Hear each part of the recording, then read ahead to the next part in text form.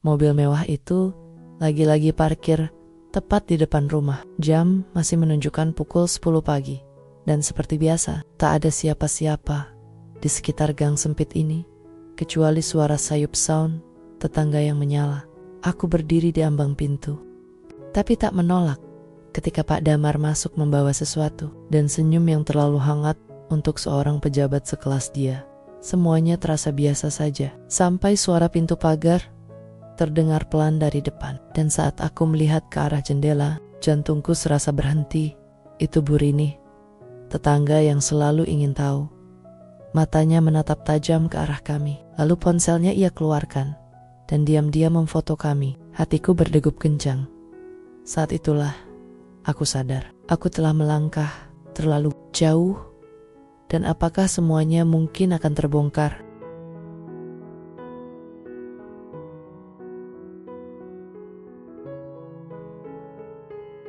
Namaku Alia, usiaku 32 tahun. Aku tinggal di sebuah gang kecil di ujung kota, tak jauh dari terminal, tapi cukup tersembunyi untuk membuat siapapun nyaman tinggal di sini. Rumahku sederhana, bercat krem pucat, dengan taman kecil yang kutata. Sendiri sejak suamiku berangkat merantau ke Kalimantan setahun lalu. Suamiku Arman adalah pekerja tambang. Gajinya lumayan, cukup untuk membuat dapur kami tetap mengepul, dan sesekali aku bisa beli lipstik baru di toko kosmetik langganan. Tapi tentu, tak ada yang mudah dari hubungan jarak jauh. Apalagi jika kau tinggal sendirian di gang sempit yang penuh bisik-bisik dan pengamatan tetangga yang selalu siaga. Kami menikah sudah 2 tahun. Suamiku Arman lelaki baik, pekerja keras, tidak banyak bicara, tapi penuh perhatian. Sekarang perhatian itu datang melalui pesan singkat yang tak selalu kubalas. Bukan karena aku marah, tapi karena aku mulai terbiasa sendiri. Setiap pagi aku menyapu halaman, menyiram bunga, maniada kopi, menunggu suara motornya yang tak pernah datang kecuali 3 bulan sekali. Aku berusaha kuat, setidaknya itu yang kulakukan di depan tetangga dan grup WhatsApp ibu-ibu kompleks. Di gang ini semua saling kenal, terutama Bu Rini, tetangga sebelah yang ramah, sekaligus terlalu ingin tahu. Tapi aku tak pernah menganggapnya musuh, sampai di suatu hari, semuanya berubah. Aku pertama kali melihat Pak Damar di rumah kosong ujung gang, yang ternyata ada rumah sepupunya. Ia datang dengan mobil dinas, mengenakan batik rapi, dan senyum yang membuatku sedikit gugup. Ia hanya mampir beberapa hari karena ada kunjungan kerja di kota ini. Alia ya, istrinya Mas Arman, aku sering dengar tentang kalian dari Vira, katanya sambil menyebut nama sepupunya yang jarang pulang itu. Awalnya hanya obrolan ringan. Ia sopan, tidak terlalu banyak tanya, tapi ada sesuatu dalam caranya memandang yang membuatku merasa sebagai perempuan, bukan hanya sebagai istri orang. Hari itu, Pak Damar hanya mampir sebentar, tapi setelahnya, ia mulai sering kelihatan di gang ini. Terkadang pagi, terkadang siang. Ia suka menyapa, kadang hanya melambai dari kejauhan, kadang mengajak ngobrol sebentar. Aku tak berpikir macam-macam, atau mungkin aku sengaja tak mau berpikir jauh. Aku hanya merasa tidak sendirian, dan di tengah rumah kecil yang sunyi, perhatian sekilas bisa terdengar seperti pelukan hangat. Aku belum tahu bahwa dari situlah segalanya mulai berubah.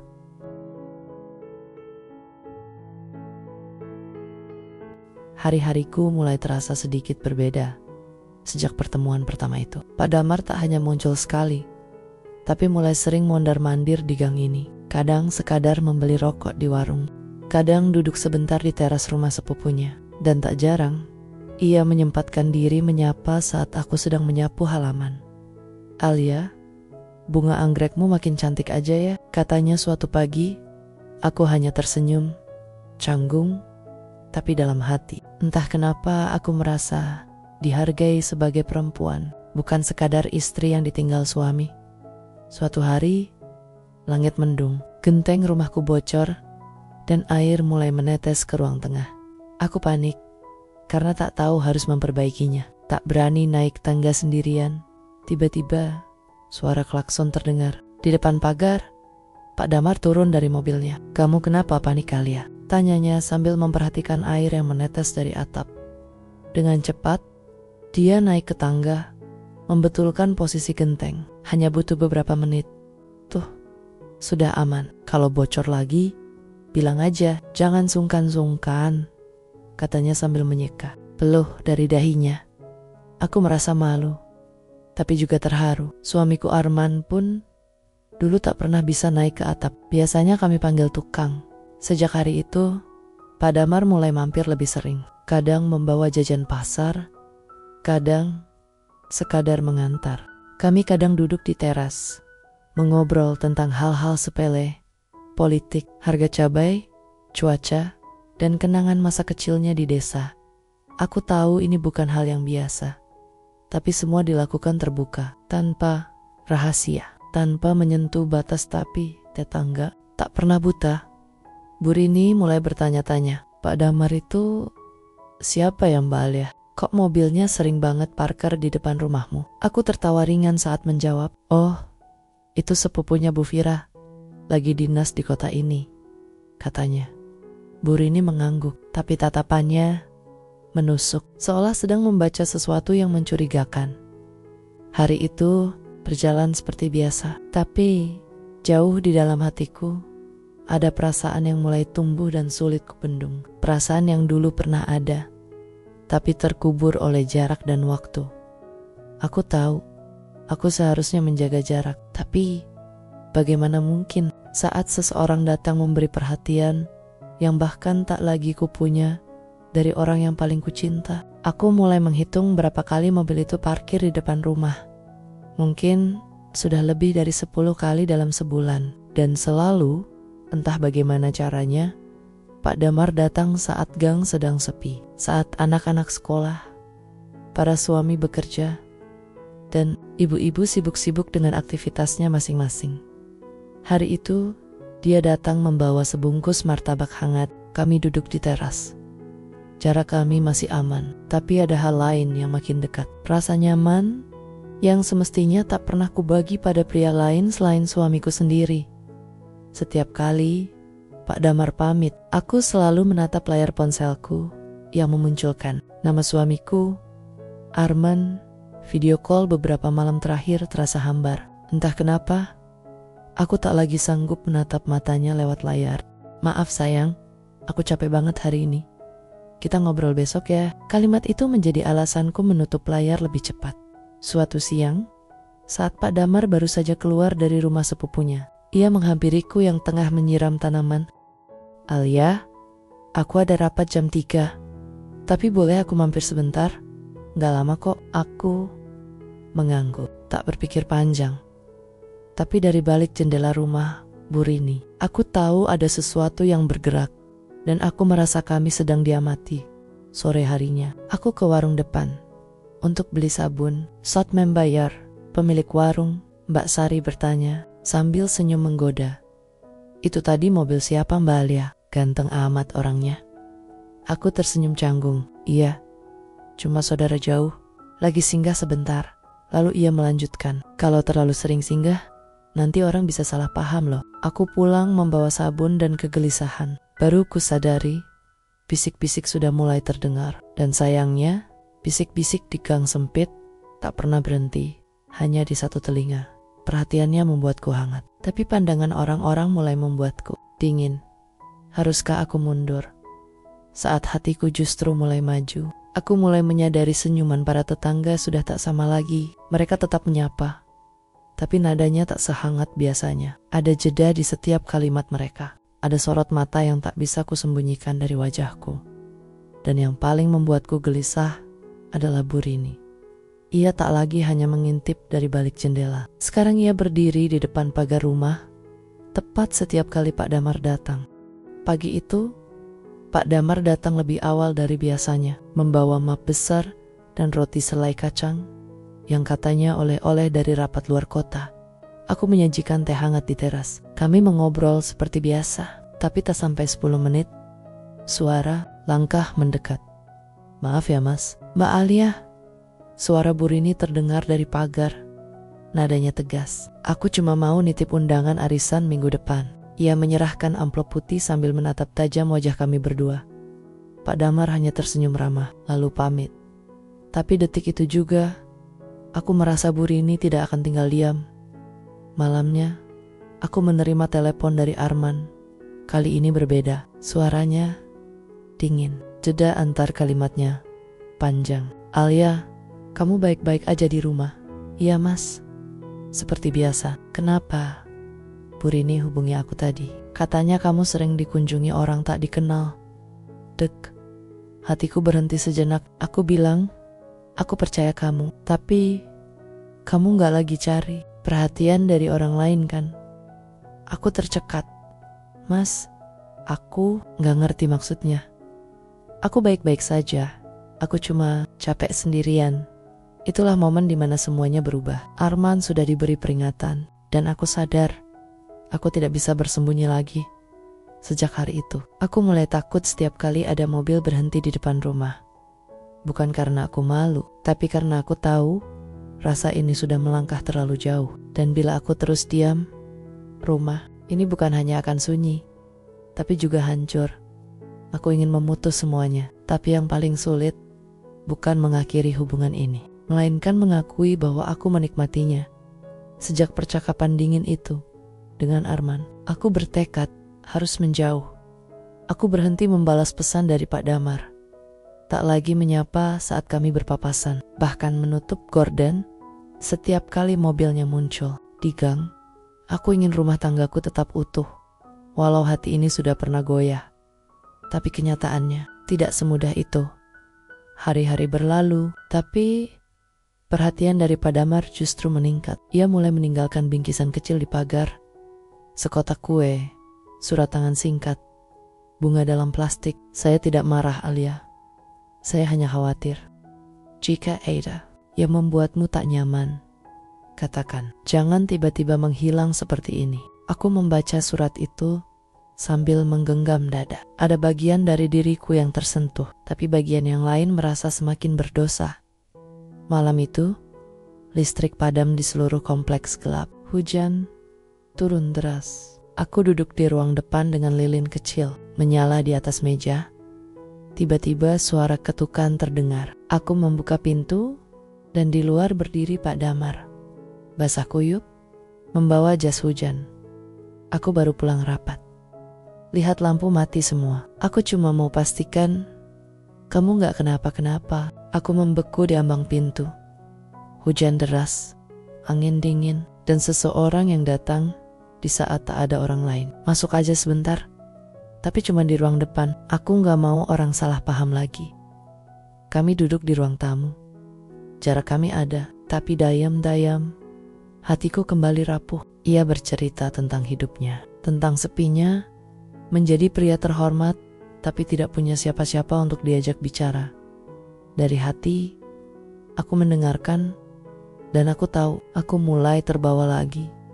Aku berniat menjaga jarak, tapi kenyamanan itu kembali hadir. Bukan pada siapa dia, tapi pada caranya memperhatikan hal-hal kecil yang bahkan Arman kini tak lagi sempat lakukan. Aku merasa bersalah, tapi aku juga merasa hidup, dan itu menyakitkan. 3 hari setelah itu, semuanya kembali seperti semula. Aku kembali menyibukkan diri dengan rutinitas. Menyapu halaman, memasak, menyiram bunga yang mulai layu. Tapi dalam hati, ada sesuatu yang tak tenang. Aku tahu, aku sedang berdiri di batas yang bisa runtuh kapan saja. Dan benar saja, pada hari yang tampaknya biasa itu, sebuah pesan masuk dari nomor Arman. Aku pulang minggu ini. Jangan kaget ya.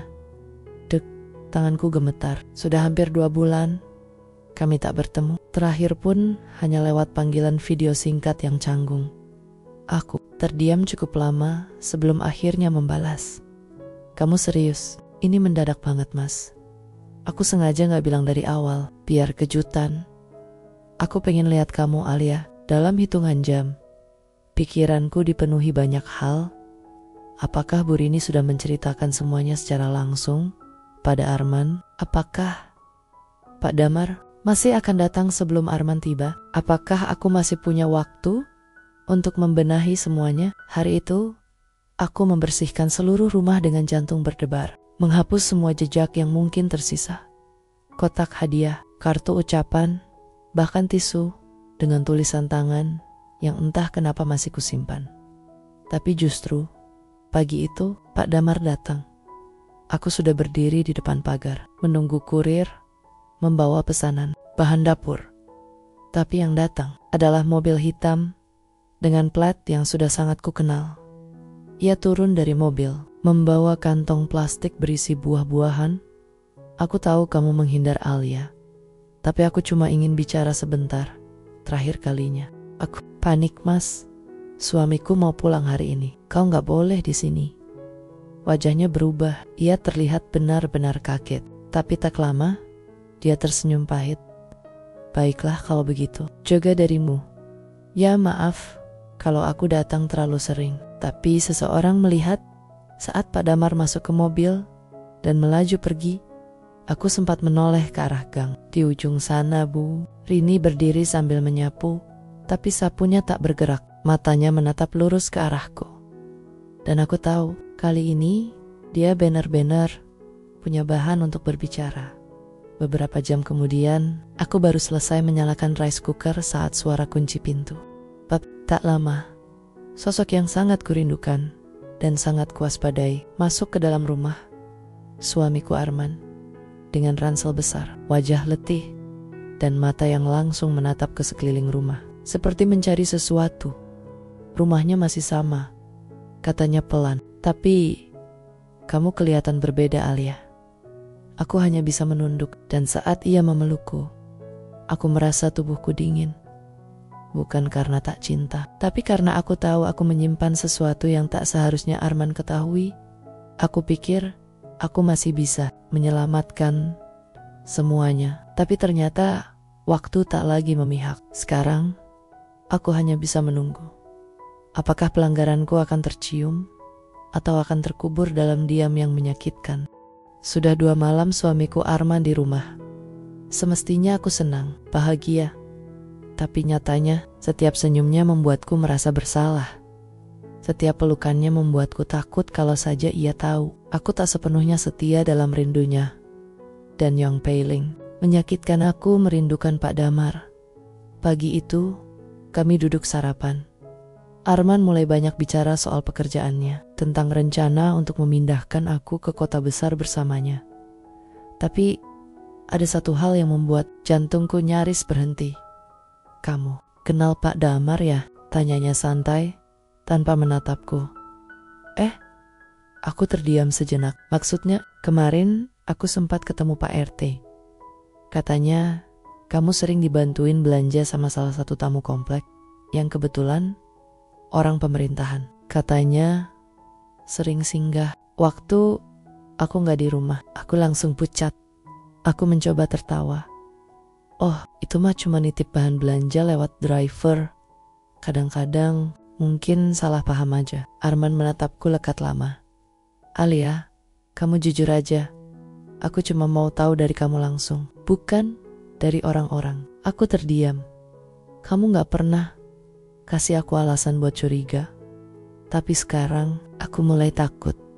Kamu sendiri yang berubah. Sore harinya, aku pergi sebentar ke warung. Sepulangnya, aku melihat Arman berdiri di halaman. Ada kotak kecil berwarna coklat yang disembunyikan di dalam laci kamar. Kotak itu, hadiah pertama dari Pak Damar. Aku nemuin ini di laci kita. Alia, ini bukan punya aku kan? Aku panik, tapi lidahku kelu. Kamu sembunyikan ini? Kenapa? Siapa sebenarnya Pak Damar buat kamu? Tangis mulai mengalir tanpa bisa kubendung. Mas, maaf, aku hilaf. Aku sendirian. Aku lemah. Aku butuh teman. Tapi aku gak pernah mengkhianatimu sepenuhnya. Kalimat itu keluar begitu saja dan justru menguatkan kecurigaan Arman. Arman mengangkat koper malam itu juga. Tak ada teriakan, tak ada makian.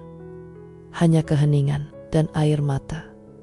Aku pergi dulu sebelum aku membenci kamu, Alia. Dan begitulah, semua yang kusembunyikan akhirnya muncul ke permukaan, bukan dengan teriakan, tapi lewat tatapan yang tak lagi percaya. Sejak malam itu, rumah ini terasa seperti jasad tanpa roh, sunyi, kosong. Tak ada suara sendal Arman, tak ada tawa paginya, tak ada pelukannya yang biasanya membuat aku merasa pulang. Dan yang tersisa hanyalah aku, sendirian, dikelilingi penyesalan yang tak bisa kuhapus. 3 hari setelah Arman pergi, aku mencoba menghubunginya berkali-kali. Pesanku centang 2, tapi tak pernah dibalas. Panggilanku selalu berujung nada tunggu. Mas, maaf, pulanglah. Aku butuh kamu.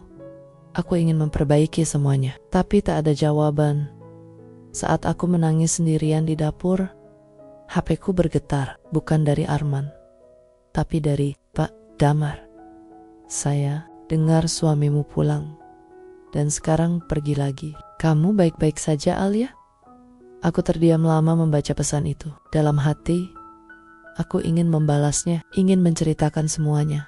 Betapa aku kacau dan butuh bahu, tapi aku tahu jika aku balas, itu artinya aku kembali membuka pintu yang seharusnya sudah kututup.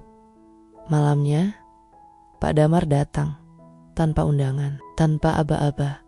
Ia berdiri di depan pagar, membawa sekantong makanan, dan matanya tampak cemas. Kamu kurusan, aku cuma mau lihat kamu baik-baik aja, katanya pelan. Aku ingin marah, aku ingin berkata, karena kamu, hidupku hancur. Tapi lidahku keluh, karena sebagian diriku masih ingin memeluknya. Kami duduk di ruang tamu. Kalau kamu butuh tempat bersandar, aku selalu ada, Alia. Aku gak minta kamu jadi milikku. Aku cuma gak tega lihat kamu sendirian. Kata-katanya lembut, tapi bagiku itu seperti pisau yang mengoyak luka lama.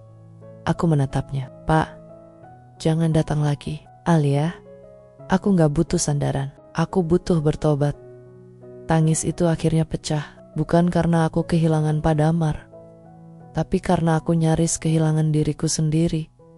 Kadang yang paling sulit dalam hidup bukan memilih antara 2 orang, tapi memilih menjadi wanita yang utuh kembali, atau terus hidup dalam bayang-bayang kesalahan. Sudah seminggu sejak Pak Damar terakhir datang ke rumah, dan aku mencoba hidup normal, membersihkan rumah, memasak, membuka toko kecil di depan gang, seperti dulu. Tapi tak ada yang benar-benar normal setelah kau menghancurkan sesuatu yang dulu begitu indah. Pernikahan yang dibangun dengan cinta dan kepercayaan. Pagi itu, ada seorang ibu datang ke warung. Dia senyum tipis, membeli minyak dan mie instan. Tapi, tatapannya berbeda. Ada lirikan yang tak nyaman. Bu Alia, saya ikut prihatin ya, katanya. Suaminya pergi karena ada masalah keluarga. Sampai ke jalan keluar, aku hanya bisa tersenyum kaku. Senyum seorang perempuan yang tahu gibah sudah tersebar. Dan aku tahu, semua itu pasti karena video yang entah dari mana bocornya. Siangnya, aku memberanikan diri, membuka HP. Aku cari akun Instagram Arman, masih aktif, tapi semua foto kami sudah hilang. Tak ada lagi jejak pernikahan di berandanya. Tak ada aku. Yang tersisa cuma unggahan barunya. Belajar hidup lebih tenang, tanpa kepalsuan. Dadaku seketika nyeri. Air mata ini tak bisa lagi kutahan, Mas. Jangan hapus aku begitu mudah. Sore menjelang, ada amplop putih di sela pintu, tanpa nama, tanpa pengirim. Tanganku gemetar membukanya. Isinya hanya satu kalimat. Kalau ingin semua diam, diamlah di tempatmu. Jangan cari perhatian. Mataku membelalak. Siapa yang mengirim ini? Apa ini? Ancaman? Apa ini? Dari orang kantor Pak Damar? Dari orang yang tahu aib kami? Atau justru dari seseorang yang selama ini diam-diam memata-matai? Aku mulai panik. Ketakutanku bukan lagi soal kehilangan suami, tapi kehilangan kendali atas hidupku sendiri. Kadang, hukuman atas perselingkuhan bukan datang dari Tuhan secara langsung, tapi dari manusia-manusia yang menaruh dendam dalam diam.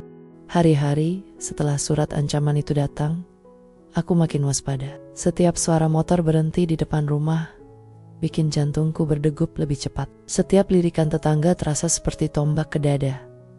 Tapi aku masih belum tahu siapa yang menyebarkan rekaman itu. Dan malam itu, jawabannya mulai terkuak. Bukan dari siapa-siapa, tapi dari mulutku sendiri. Malam itu, aku memberanikan diri menelepon Pak Damar. Sudah 2 minggu dia tak ke rumah. Dia tak menghubungi, tak menjelaskan. Hanya diam saya. Cuma ingin tahu satu hal. Pak, apa Bapak yang menyebarkan video itu? Di seberang, terdengar napas berat. Lalu suara Pak Damar menjawab. Tidak Alia, aku lebih ingin melindungimu daripada menghancurkanmu. Meskipun sekarang semuanya sudah kacau, aku terdiam. Di balik semua salahku, dia masih ingin melindungi.